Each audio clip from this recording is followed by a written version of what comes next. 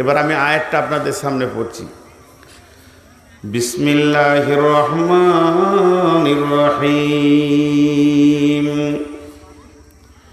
কুল তাআলাউ আতলু মা হাররামা রাব্বুকুম আলাইকুম আল্লা তুশরিকু বিহি শাইআ ওয়া বিল ওয়ালিদাইনি ইহসানা ওয়ালা তাকতুলু আওলাদাকুম মিন ইমলাকিন নাহনু নারযুকুকুম ওয়া ইয়্যাহুম ওয়ালা তাকরাবুল ফাওয়াহিসা মা জাহরা মিনহা ওয়া মা বাতান ওয়ালা তাকতুলু নাফসাল্লাতী হাররামাল্লাহু ইল্লা বিল হাক্কি যালিকুম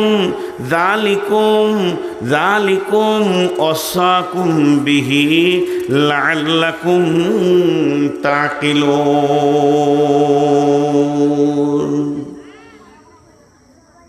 খুব ধ্যান দেন, এটা আল্লাহর ওসিয়ত।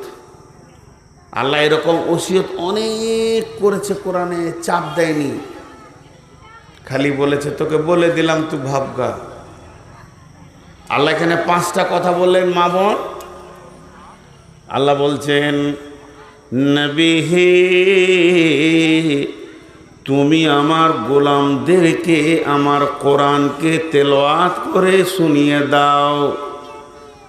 নবী হে, তুমি আমার গোলামদেরকে কোরআনকে তেলাওয়াত করে শুনিয়ে দাও।